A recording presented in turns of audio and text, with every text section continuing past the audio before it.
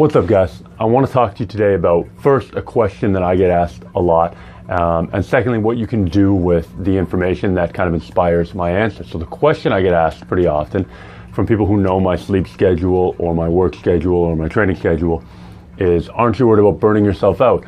Aren't you worried that you're not resting enough? Aren't you worried that you're maybe doing too much? And to be fair, yeah, I probably am right now. I'm probably operating on not enough sleep and a little too much work and a little too much training and a little too much whatever compared to what would be optimal. As a professional, I can recognize that.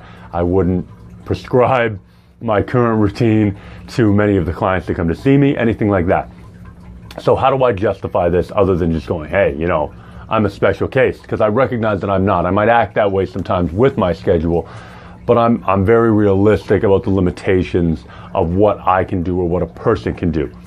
So what's my justification for that?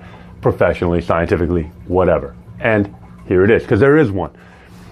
And the idea basically is that in a lot of the research that I've gone through, especially old Soviet research about weightlifting and performance and all that kind of stuff, obviously it's the amount of work and the amount of actual recovery, whether that's recovery modalities or sleep or diet or whatever, that an athlete does that contribute to how overtrained they become or how they can manage the work that they're being given. That is pretty straightforward. Now here's the catch on that. The amount of stress that an athlete perceives their routine to be essentially multiplies against the actual work they're doing. So you can have athlete A doing 100 units of work and they feel like, man, that is really, really goddamn hard. It's a lot. They're overtraining. And that will literally multiply the effects of that stress on their body, on their central nervous system, on them emotionally, on everything. You can have athlete B doing 100 units of work also. And he could be saying, this is half of what I could do. This isn't so bad. And he could really believe that. Because if you just say it, you're not going anywhere. But if you believe it, it can multiply that essentially by half. So to him, that 100 units of work has the effect of 50. Now, there's going to be hard limits here.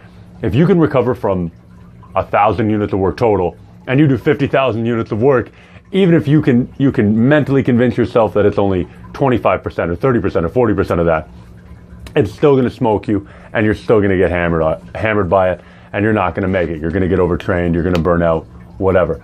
But the key here, you can ride that line of what's reasonable if you multiply it by an attitude and by a deep belief that it's actually not so bad. It's actually not so hard. You're not at your limit. This isn't your actual recovery capacity.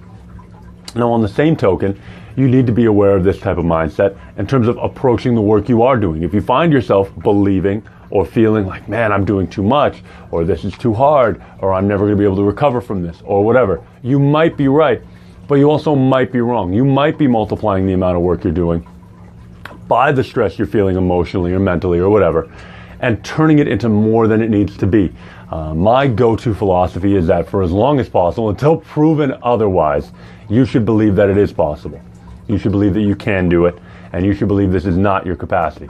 And if life happens to prove you wrong, then you can scale back 10%, and then you can start again.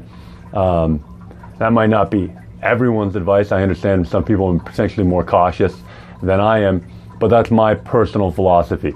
Until you prove it to me, I'm going to believe I can do it. Until you prove it to me, I'm going to believe I can handle it.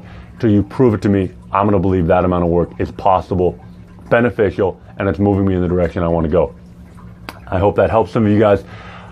In terms of anything you want to get done, mindset is number one, and there is legitimate scientific data to back that up, so have some faith in it. I hope this helps. If you have any questions about mindset, routines, anything you need, let me know. I hope you subscribe to the channel, and I'll talk to you soon.